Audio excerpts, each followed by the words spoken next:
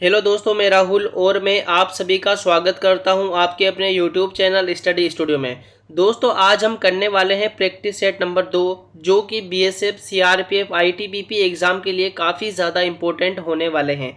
और हाँ दोस्तों, आप सभी से हाथ जोड़ के निवेदन है कि आप वीडियो को लास्ट तक ज़रूर देखिएगा। आप कम से कम वीडियो को 5 मिनट ज़रूर देखें, फिर आप डिसीजन ले कि हमें सेशन को देखना है या नहीं देखना, क्योंकि दोस्तों इन क्वेश्चन को सेट करने में काफ़ी ज़्यादा मेहनत लगती है। तो चलिए हम करते हैं आज के सेशन को स्टार्ट। और आज का हमारा फर्स्ट क्वेश्चन है, प्रसिद्ध वादक पंडित राम नारायण निम्नलिखित में से किस वाद्य यंत्र को बजाने के लिए जाने जाते हैं? तो ऑप्शन नंबर सी इसका राइट आंसर हो जाएगा सारंगी। दोस्तों, कोष्टक में देखिए आप, पंडित राम नारायण को 3 प्रमुख सम्मान मिल चुके हैं।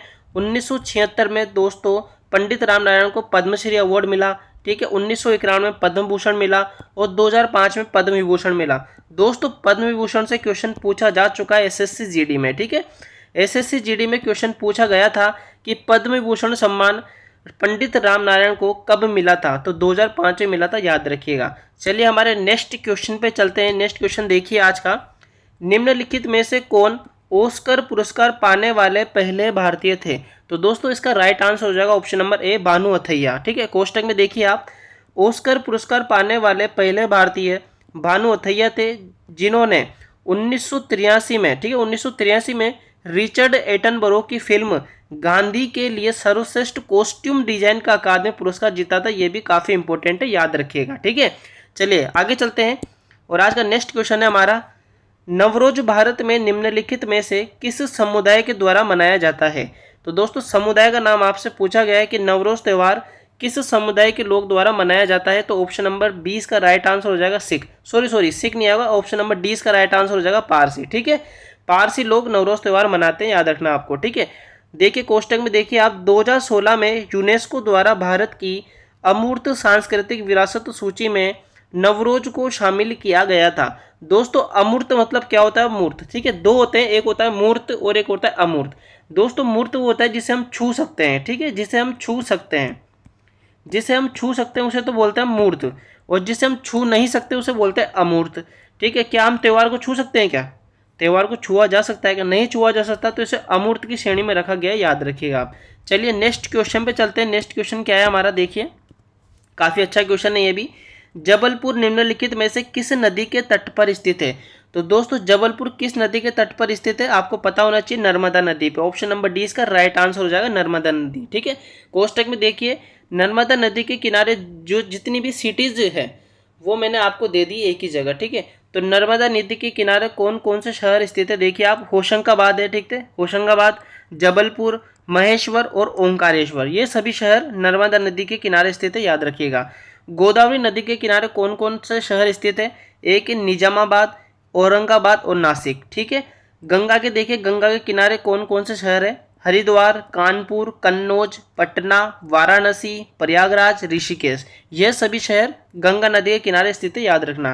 चंबल के किनारे स्थित कौन कौन से शहर है? देखिए कोटा, धौलपुर, रतलाम और रावतभाटा, ठीक है। तो ये काफ़ी इंपॉर्टेंट हो जाता है, याद रखिएगा।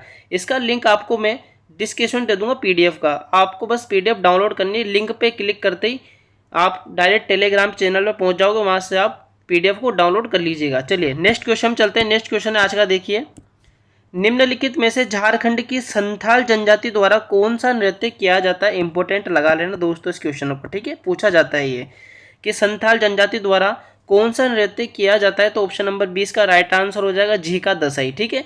आपको मैं इंपॉर्टेंट संथाल जनजाति द्वारा जो नृत्य किए जाते हैं वो बताता हूँ मैं आपको, ठीक है।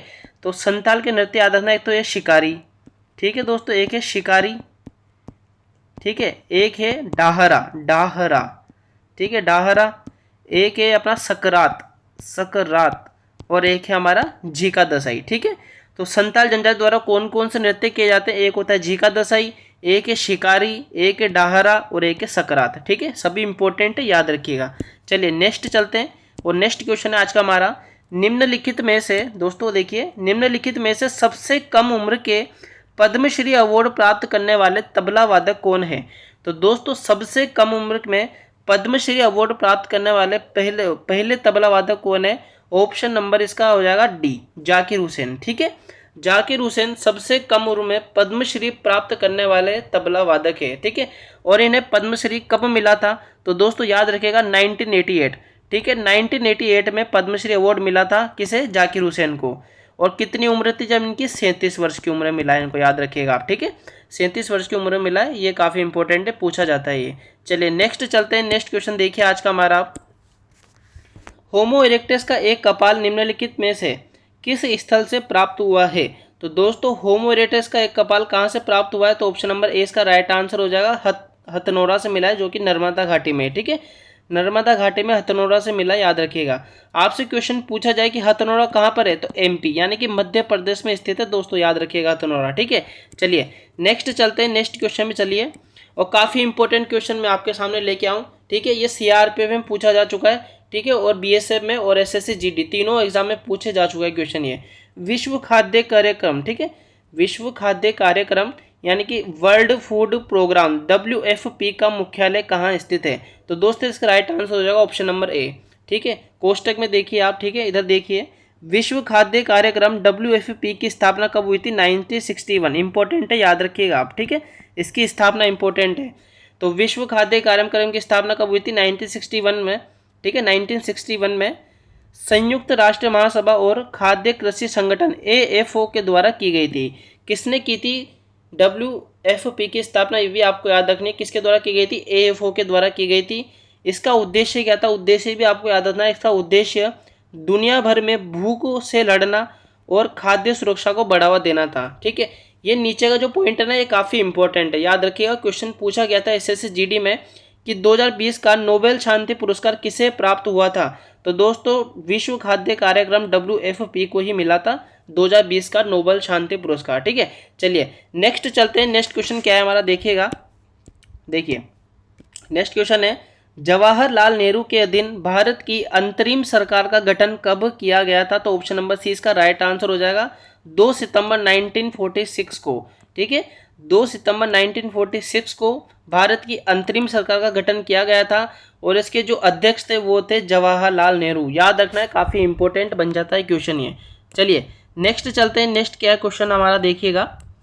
निम्नलिखित में से 1947 में स्वतंत्र भारत का पहला कानून मंत्री किसे नियुक्त किया गया था? काफ़ी इंपॉर्टेंट क्वेश्चन है ये भी, कि 1947 में स्वतंत्र भारत का पहला कानून मंत्री किसे नियुक्त किया गया था? तो ऑप्शन नंबर 20 का राइट आंसर हो जाएगा भीमराव अंबेडकर। ठीक है, और दोस्तों ये जो वल्लभ भाई पटेल है, ठीक है, आपसे क्वेश्चन अगर ये पूछा जाए कि गृह मंत्री, ये दोस्तों गृह मंत्री बनाए गए थे, ध्यान रखना आपको। ठीक है, स्वतंत्र भारत के पहले गृह मंत्री कौन थे? तो वल्लभ भाई पटेल थे, याद रखिएगा। ठीक है, दोनों क्वेश्चन क्लियर हो गए होंगे। कानून मंत्री कौन थे? तो भीमराव अंबेडकर थे। अगर आपसे गृह मंत्री पूछा जाए तो कौन थे? वल्लभ भाई पटेल थे। ठीक है, चलिए आगे चलते हैं। और आज का नेक्स्ट क्वेश्चन है हमारा, देखिए, धीनोधर की पहाड़ियाँ किस भारतीय राज्य में स्थित है? तो दोस्तों धीनोधर की पहाड़ियाँ गुजरात में स्थित है, याद रखिएगा। गुजरात के कच्छ जिले में स्थित है, ये भी याद रखना आपको। ठीक है, और इसमें एक मंदिर भी है। ठीक है, ये जो पहाड़ी है धीनोधर की पहाड़ियाँ, यहाँ पर एक मंदिर भी है। उस तीर्थ स्थल का आपको नाम याद रखना है, धीनोधर मंदिर। ठीक है, कौन सा है? धीनोधर मंदिर। तो आपसे क्वेश्चन पूछा जा सकता है कि धीनोधर मंदिर कहाँ पर स्थित है? तो गुजरात में स्थित है। और अगर आपसे जिला पूछा जाए तो कच्छ में स्थित है। ठीक है, आगे चलते हैं। नेक्स्ट क्वेश्चन देखिए क्या है पूछा गया हमसे। देखिए, सौरमंडल की औसत ऊंचाई कितनी है? काफ़ी इंपॉर्टेंट क्वेश्चन है, मोस्ट लगा लेना इसको। ठीक है ना, पूछा जाता है कि सौरमंडल की औसत ऊंचाई कितनी है? तो 13 किलोमीटर। ऑप्शन नंबर सी इसका राइट आंसर हो जाएगा 13 किलोमीटर। ठीक है, आपको इसके बारे में 2-3 पॉइंट और याद रखना है। ध्यान रखिएगा दोस्तों, सौरमंडल वायुमंडल की सबसे निचली परत है। ठीक है ना, सबसे निचली परत है, ध्यान रखना है आपको। ठीक है, अगर आपसे क्वेश्चन पूछा जाता है कि वायुमंडल की सबसे निचली परत का क्या नाम है, तो ध्यान रखिएगा दोस्तों सौरमंडल ही है। ठीक है, और एक पॉइंट आपको ये याद रखना है कि जो भी वायुमंडल में जितनी भी मौसमी घटनाएं होती है, ठीक है, जितनी भी मौसमी घटनाएं होती है वो सब किस में होती है? तो वो सब सौरमंडल में ही होती है। जैसे कि बिजली का कड़कना, जो काले काले बादल दिखाई देते हैं हमें, वो भी सौरमंडल में ही होते हैं सब। ठीक है, तो जितनी भी मौसमी घटनाएं होती है वो सब किस में होती है? सौरमंडल में होती है, याद रखना है आपको। क्लियर? चलते हैं नेक्स्ट क्वेश्चन में चलते हैं। नेक्स्ट क्वेश्चन आज का देखिए, भारत के योजना आयोग का नाम बदलकर नीति आयोग कब किया गया था? लगा लेना, इंपॉर्टेंट। CGL, ठीक है, GD, SSC GD, BSF, और सीआरपीएफ चारों पेपर में पूछा जा चुका है क्वेश्चन कि भारत के योजना आयोग का नाम बदलकर नीति आयोग कब किया गया था, तो 2015 में। ठीक है, 1 जनवरी 2015 को। ठीक है, 1 जनवरी, नाम डेटा आपको याद रखना, 1 जनवरी 2015 को। ठीक है, 3-4 पॉइंट आपको और याद रखना है इससे रिलेटेड। ठीक है, सबसे पहले आपको ये याद रखना है कि जो नीति आयोग का पूरा नाम आपको याद रखना है कि नीति आयोग का पूरा नाम क्या होता है। ठीक है, तो दोस्तों नीति आयोग का पूरा नाम होता है राष्ट्रीय, देखिए नोट करिए आप। ठीक है, राष्ट्रीय भारत परिवर्तन संस्थान, ये इसका पूरा नाम होता है नीति आयोग का। ठीक है, अगर आपसे पूछा जाए कि नीति आयोग में जो ये नीति आयोग का पूरा नाम क्या होता है, तो पता लग ही गया आपको। ठीक है, अगर आपसे क्वेश्चन पूछा जाए कि नीति आयोग के पहले सीईओ कौन थे, ठीक है, पहले सीईओ कौन थे, इसको थोड़ा मैं इरेज कर देता हूं दोस्तों। ठीक है, इसको 1 जनवरी 2015 आपको पता लग ही गया होगा। ठीक है, और इसका पूरा नाम भी आपको पता लग गया, इसका पूरा नाम होता है राष्ट्रीय भारत परिवर्तन संस्थान। ठीक है, तो आप देखिए आगे, इसके पहले सीईओ कौन थे आपको पता होना चाहिए। ठीक है, तो नीति आयोग के पहले सीईओ कौन थे, अमिताभ। ठीक है, अमिताभ कांत। ठीक है, अमिताभ कांत जी नीति आयोग के पहले सीईओ थे। और इनकी नियुक्ति कौन करता है, तो दोस्तों इनकी नियुक्ति करता है सीईओ की प्रधानमंत्री करते हैं। ठीक है, प्रधानमंत्री, यानी कि जो हेड होता है ना नीति आयोग का, वो कौन होता है, प्रधानमंत्री ही होता है, आपको याद रखना है। 3-4 पॉइंट आपके क्लियर कर दिए हैं मैंने, सुन लीजिए आप मैंने क्या क्या बोला। सबसे पहले आपको याद रखना है कि भारत के योजना आयोग का नाम बदलकर नीति आयोग कब किया गया था, तो 1 जनवरी 2015 को किया गया था। ठीक है, नीति आयोग का पूरा नाम क्या होता है, तो राष्ट्रीय भारत परिवर्तन संस्थान होता है। ठीक है, अगर आपसे क्वेश्चन पूछा जाए कि नीति आयोग के पहले सीईओ कौन थे, तो अमिताभ कांत थे। अगर आपसे पूछा जाए कि सीईओ की नियुक्ति कौन करता है, तो प्रधानमंत्री करते हैं। और अगर आपसे क्वेश्चन पूछा जाए कि भाई नीति आयोग का हेड कौन होता है, ठीक है, तो वही प्रधानमंत्री होता है। क्लियर, चलिए नेक्स्ट क्वेश्चन चलते हैं। नेक्स्ट क्वेश्चन देखिए आज का हमारा क्या है, देखिए, निम्नलिखित में से किस पुरातात्विक स्थल से गर्तावास के प्रमाण मिले हैं, काफी इंपॉर्टेंट है। ऑप्शन नंबर 20 का राइट आंसर हो जाएगा बुर्जहोम से। ठीक है, जो गर्तावास के प्रमाण मिले हैं वो कहाँ से मिले हैं, बुर्जहोम। बुर्जहोम कहाँ पर है, जम्मू कश्मीर में स्थित है, याद रखना। ठीक है, गर्तावास किसे कहते हैं, तो दोस्तों गर्तावास से बोलते हैं दोस्तों, जो प्राचीन भारत के जो लोग थे ना, जो प्राचीन लोग थे वो क्या करते थे, पहले गड्ढा करते थे। ठीक है, गड्ढा करते थे और गड्ढे के नीचे घर बनाते थे। ठीक है, गड्ढे के नीचे जो घर बनाते थे, अगर अब यहाँ से पॉइंट क्लियर होता है, गर्तावास यानी कि गर्त में निवास, यानी कि जो गड्ढे के अंदर जो घर बनाए जाते थे उन्हीं को बोलते थे गर्तावास। ठीक है, याद रखना है आपको। जो प्राचीन भारत के लोग होते थे वो पहले गड्ढा करते थे जमीन के अंदर, और फिर गड्ढा करके उसमें घर बनाते थे। तो जो घर बनाए जाते थे ना उनको बोलते हैं गर्तावास, याद रखना है आपको। ठीक है, चलिए आगे चलते हैं। और नेक्स्ट क्वेश्चन आज का हमारा देखिए, मगध महाजनपद किन 2 नदियों से घिरा हुआ था। ठीक है, तो दोस्तों याद रखना है कि जो मगध महाजनपद है वो किन 2 नदियों से घिरा हुआ था। या आपके ऊपर छोड़ दूं क्वेश्चन या मैं बता दूं, चलिए बताइए, छोड़ दो आपके ऊपर, चलिए मैं बता देता हूँ। गंगा और सोन, ऑप्शन नंबर डी इसका राइट आंसर हो जाएगा। जो मगध महाजनपद था वो गंगा और सोन 2 नदियों से घिरा हुआ था। आपको एक बात और याद रखनी है, मगध महाजनपद से उत्तर भारत का, ठीक है, उत्तर भारत का सर्वाधिक, ठीक है, सर्वाधिक शक्तिशाली था ये। ठीक है, सर्वाधिक शक्तिशाली, थोड़ी राइटिंग समझ में आ नहीं रही होगी लेकिन आप सुन लीजिए मेरी बात। उत्तर भारत का सर्वाधिक शक्तिशाली महाजनपद कौन सा था, तो मगध महाजनपद था, याद रखिएगा, क्वेश्चन बनता है ये। ठीक है, एसएससी जीडी में क्वेश्चन बन चुका है ये कि उत्तर भारत का सर्वाधिक शक्तिशाली महाजनपद कौन सा था, तो राइट आंसर हो जाएगा उसका महाजनपद। और मगध महाजनपद किन 2 नदियों से घिरा हुआ था, गंगा और सोन से। ठीक है, चलिए नेक्स्ट क्वेश्चन पे चलते हैं। नेक्स्ट क्वेश्चन है आज का हमारा, देखिए, बौद्ध धर्म में भिक्षुणी बनने वाली प्रथम महिला कौन थी, तो महाप्रजापति गौतमी थी। ऑप्शन नंबर ए इसका राइट आंसर हो जाएगा। ठीक है, चलिए नेक्स्ट चलते हैं। नेक्स्ट क्वेश्चन देखिए, होप ऑफ द फॉरेस्ट किस नदी का अन्य नाम है, तो दोस्तों होप ऑफ द फॉरेस्ट किस नदी का अन्य नाम है, तो बनास। ऑप्शन नंबर सी इसका राइट आंसर होगा बनास। ठीक है, तो बनास नदी का अन्य नाम याद रखना, क्वेश्चन पूछा जाता है। और बनास याद रखना चंबल की सहायक नदी है। ठीक है, चंबल की सहायक नदी है ये बनास। चलिए नेक्स्ट चलते हैं। नेक्स्ट क्वेश्चन देखिएगा, देखिए, सॉरी दोस्तों, मधुबनी चित्रकला शैली किस, सॉरी दोस्तों 2 मिनट, चलिए देखिए, मधुबनी चित्रकला शैली की उत्पत्ति किस राज्य से हुई है? तो दोस्तों मधुबनी चित्रकला शैली की उत्पत्ति बिहार राज्य से हुई है। ऑप्शन नंबर डी इसका राइट आंसर हो जाएगा। ठीक है, काफ़ी अच्छा क्वेश्चन बनता है ये भी। चलिए अगला चलते हैं, नेक्स्ट क्वेश्चन है हमारा आज का। देखिए, तंजावुर में बृहदेश्वर मंदिर का निर्माण किसने करवाया था? तो दोस्तों तंजावुर में बृहदेश्वर मंदिर का निर्माण राजराज प्रथम ने करवाया था। ऑप्शन नंबर सी इसका राइट आंसर हो जाएगा। चलिए नेक्स्ट चलते हैं और नेक्स्ट क्वेश्चन है आज का हमारा। देखिए, निम्नलिखित में से कौन सी भूकंपीय तरंगे अनुदैर्ध्य तरंगे हैं? तो ऑप्शन नंबर ए इसका राइट आंसर हो जाएगा पी तरंगे। दोस्तों याद ना, पी तरंगों को प्राथमिक तरंगे भी कहा जाता है। ठीक है, प्राथमिक तरंगे क्यों कहा जाता है? क्योंकि दोस्तों जब भी भूकंप आता है तो सबसे पहले पी तरंगों का ही निर्माण होता है, और ये जो पी तरंगे होती है ये काफ़ी ज़्यादा हानिकारक होती है, क्योंकि यह होती है द्रव, ठीक है, ठोस द्रव और गैस, तीनों माध्यमों से गुजर सकती है, इसलिए काफ़ी ज़्यादा हानिकारक होती है। ठीक है, याद रखना है, पी तरंगों को प्राथमिक तरंगे भी कहा जाता है और ये काफ़ी हानिकारक होती है। क्यों होती है? क्योंकि ये ठोस द्रव गैस तीनों माध्यम से गुजर सकती है। ठीक है, इन पी तरंगों को अनुदैर्ध्य तरंगे कहा जाता है। ठीक है, चलिए नेक्स्ट चलते हैं, नेक्स्ट क्वेश्चन देखिए हम आज का हमारा। कार्बन के अपर रूप के संबंध में असंगत शब्द की पहचान करनी है। तो दोस्तों इस क्वेश्चन को करने से पहले आपको कार्बन के अपर रूप पता होने चाहिए कि कार्बन के अपर रूप कौन कौन से होते हैं। तो दोस्तों हीरा कार्बन का अपर रूप होता है। ठीक है, ग्रेफाइट भी कार्बन का अपर रूप होता है। ठीक है, और बकमिंस्टर फुलरिन भी कार्बन का अपर रूप होता है। जो टंगस्टन है ना, ये अपर रूप नहीं होता है, इसलिए असंगत शब्द कौन सा हो जाएगा इसका? टंगस्टन। ऑप्शन नंबर डी इसका राइट आंसर हो जाएगा। चलिए आगे चलते हैं, नेक्स्ट क्वेश्चन आज का देखिए हमारा। मानव फेफड़ों द्वारा छोड़ी गई CO2 कार्बन डाइऑक्साइड का प्रतिशत कितना होता है? काफ़ी इंपॉर्टेंट है, 4 पॉइंट बनते हैं इससे। ऑप्शन नंबर ए इसका राइट आंसर हो जाएगा, वैसे 4.4%। ठीक है, जो मानव फेफड़ों द्वारा छोड़ी गई कार्बन डाइऑक्साइड का प्रतिशत होता है वो कितना होता है? 4.4%। ठीक है, तो 4 पॉइंट मैं आपको बताता हूँ। ठीक है, चारों पॉइंट आपको नोट करना है।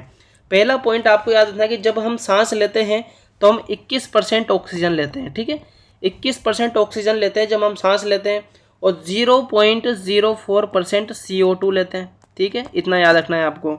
ये होगी सांस लेने की बात। ठीक है, जब हम सांस लेते हैं तो 21% तो क्या लेते हैं हम? ऑक्सीजन लेते हैं, और 0.04% क्या लेते हैं हम? CO2 लेते हैं। ठीक है, क्लियर। और जब हम सांस छोड़ देते हैं, ठीक है, जब हम सांस छोड़ते हैं तो 16.4% ऑक्सीजन छोड़ते हैं। ठीक है, और 4.4% कार्बन डाइऑक्साइड छोड़ते हैं। ठीक है, तो लेने और छोड़ने की बात मैंने आपको बता दी है। जब हम सांस लेते हैं तो 21% तो हम ऑक्सीजन लेते हैं और 0.04% CO2 लेते हैं, और जब हम सांस छोड़ते हैं तो 16.4% ऑक्सीजन छोड़ी जाती है और 4.4% CO2 छोड़ते हैं। ठीक है, तो चारों पॉइंट में से कोई सा भी पॉइंट आपसे पूछा जा सकता है। ठीक है, यहाँ क्वेश्चन CO2 से पूछा गया था कि कितनी CO2 छोड़ी जाती है, तो 4.4% CO2 छोड़ी जाती है। चलिए नेक्स्ट क्वेश्चन चलते हैं, नेक्स्ट क्वेश्चन देखिए आज का हमारा। वर्तमान में भारत में कितने सार्वजनिक क्षेत्र के बैंक हैं? ठीक है, वर्तमान में भारत में सार्वजनिक क्षेत्र के कितने बैंक हैं? तो ऑप्शन नंबर डी इसका राइट आंसर हो जाएगा 12। ठीक है, काफ़ी इंपॉर्टेंट क्वेश्चन है। नॉर्मली डायरेक्ट क्वेश्चन ये पूछा जाता है कि सार्वजनिक क्षेत्र के कितने बैंक हैं, तो याद रखना 12 बैंक है, याद रखना है। चलिए अगले क्वेश्चन चलते हैं, नेक्स्ट क्वेश्चन है आज का हमारा। देखिए, 2011 की जनगणना के अनुसार भारत की अनुमानित साक्षरता दर कितनी है? तो 74.04%। ठीक है, ऑप्शन नंबर ए इसका राइट आंसर हो जाएगा। ठीक है, चलिए नेक्स्ट चलते हैं, नेक्स्ट क्वेश्चन देखिए। आपसे क्वेश्चन मैं पूछ लेता हूँ एक यहाँ पर कि 2011 की जनगणना में सर्वाधिक जनसंख्या किस राज्य की थी या फिर किस शहर की थी? आपको कमेंट बॉक्स में आंसर देना है। ठीक है, चलिए नेक्स्ट चलते हैं, नेक्स्ट क्वेश्चन चलते हैं, आज का लास्ट क्वेश्चन है हमारा। देखिए, शब्द बुल तथा बियर किस व्यापार से जुड़े हुए हैं? काफ़ी इंपॉर्टेंट है, ये भी इकोनॉमी का क्वेश्चन है। ठीक है, कि शब्द बुल तथा बियर किस व्यापार क्षेत्र से जुड़े हैं? तो ऑप्शन नंबर सी इसका राइट आंसर हो जाएगा, शेयर मार्केट से। ठीक है, तो बुल और बियर ये दोनों आपको समझना इंपॉर्टेंट है। देखिए, ठीक है, मैं समझाता हूँ आपको, देखिएगा दोस्तों। बियर किसको बोलते हैं? ठीक है, मैं आपको बोल देता हूँ, आप नोट कर लीजिएगा। बियर किसे बोलते हैं दोस्तों? शेयर के गिरने की जो आशंका करने वाला जो व्यक्ति होता है ना, उसे बोला जाता है बियर। ठीक है, एक बार वापस सुन लीजिए। शेयर के गिरने की, यानी कि जो शेयर होते हैं ना, शेयर खरीदते हैं अपन शेयर, वो उसकी बात चल रही है। शेयर के गिरने की आशंका करने वाले व्यक्ति को क्या कहा जाता है? बियर। ठीक है, और शेयर के बढ़ने की जो आशंका की जाती है उसे बोलते हैं बुल। ठीक है, यानी कि जो गिरने की आशंका करता है व्यक्ति उसे तो बोलते हैं बियर, और जो बढ़ने की आशंका करता है व्यक्ति उसे बोलते हैं बुल। तो क्लियर हो गया होगा क्वेश्चन, ठीक है। तो आज का हमारा लास्ट क्वेश्चन था ये। कमेंट में आप आंसर जरूर करिएगा कि आपने कितने क्वेश्चन सही किए हैं, ठीक है। 25 में से आपने कितने क्वेश्चन सही किए हैं। और अगर आपको वीडियो अच्छी लगी हो तो कमेंट सुंदर सा एक कर दीजिएगा आप, और वीडियो को अभी के अभी लाइक कर देना, और चैनल को सब्सक्राइब करके जरूर रखिएगा आप, ठीक है। क्योंकि ऐसी जो प्रैक्टिस सेट है मैं लाता रहूँगा, कम से कम 50 प्रैक्टिस सेट मैं आपको कराने वाला हूँ BSF के, ठीक है। तो काफ़ी इंपॉर्टेंट क्लासेस हो जाती है आपके लिए, इसलिए आप चैनल को सब्सक्राइब जरूर करिएगा, तभी आपके पास नोटिफिकेशन पहुँचेगा, ठीक है। और हाँ दोस्तों, आज से NTPC का पेपर स्टार्ट हो चुका है, और आज की जो जितने भी GK GS के क्वेश्चन पूछे गए हैं NTPC में आज के, यानी फर्स्ट शिफ्ट, सेकेंड शिफ्ट और थर्ड शिफ्ट, तीनों शिफ्ट का जो पूरा एनालाइज होता है ना, वो मैं आपको कराने वाला हूँ आज रात में, ठीक है। तो जुड़ना भूलिएगा मत आप, और चैनल को सब्सक्राइब जरूर करिएगा। तो मिलते हैं नेक्स्ट प्रैक्टिस सेट में, नेक्स्ट वीडियो में, ठीक है। धन्यवाद।